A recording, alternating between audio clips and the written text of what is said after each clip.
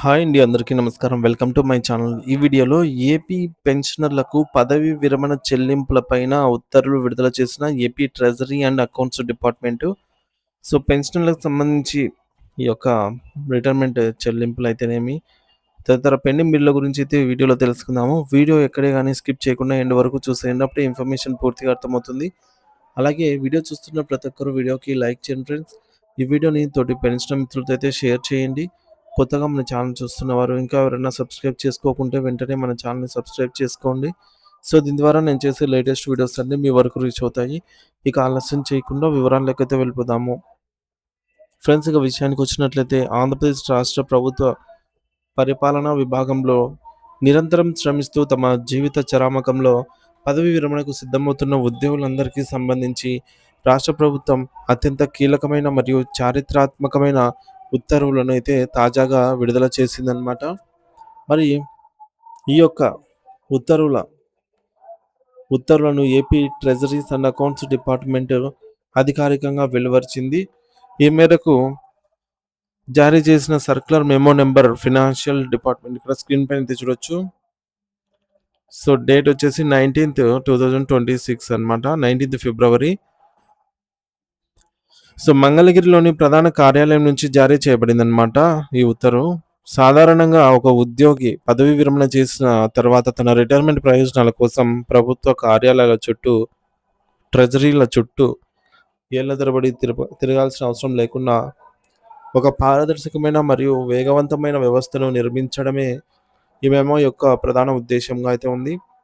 ప్రభుత్వం ప్రవేశపెట్టిన ఈ నూతన సంస్కరణల ద్వారా రిటైర్మెంట్ ప్రక్రియలో విప్లవాత్మక మార్పులైతే రాబోతున్నాయి.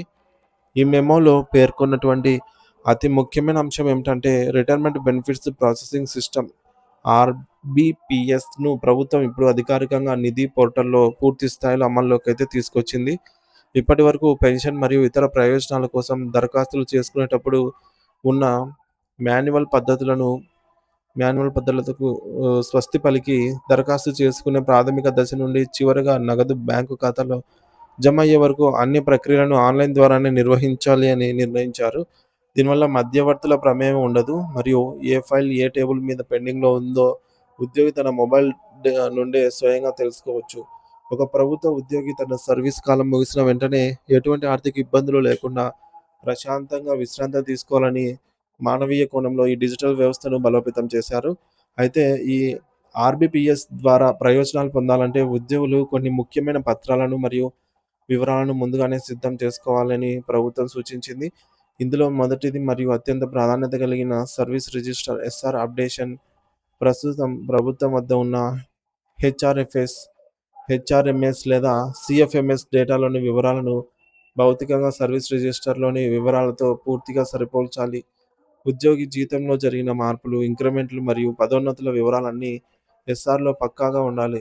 ఒకవేళ ఎస్ఆర్‌లో ఏదైనా ఎంట్రీ మిస్ అయితే అది పెన్షన్ గణనలో తీవ్రమైన జాప్యానికి దారితీస్తుంది కాబట్టి సంబంధిత డీడీఓలు దీనిపై ప్రత్యేక శ్రద్ధ వహించాలి. రెండవది, నామినేషన్ల ప్రక్రియను పూర్తి చేయడం అత్యంత ఆవశ్యకం. ఒక ఉద్యోగికి రావాల్సిన death come retirement gratuity, డీసీఆర్జీ, commutation, భవిష్య నిధి, జీపీఎఫ్, ఆంధ్రప్రదేశ్ ప్రభుత్వ జీవిత బీమా, ఏపీజీఎల్ఐ, గ్రూప్ ఇన్సూరెన్స్, జీఐఎస్ మరియు అర్జిత సెలవుల నగదు మార్పిడి, ఈఎల్స్ వంటి నిధుల కోసం సరైన వారసులను నామినేట్ చేయాలి.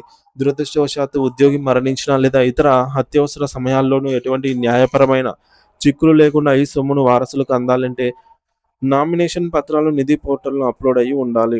మరి దీంతో పాటు కుటుంబ సభ్యులందరి వివరాలతో కూడిన ఫ్యామిలీ డిక్లరేషన్ మరియు బయోమెట్రిక్ ధృవీకరణను కూడా తప్పనిసరిగా చేశారు. బయోమెట్రిక్ ద్వారా ధృవీకరణ జరగడం వల్ల అనర్హులు పెన్షన్ ప్రయోజనాలను పొందకుండా అరికట్టవచ్చు.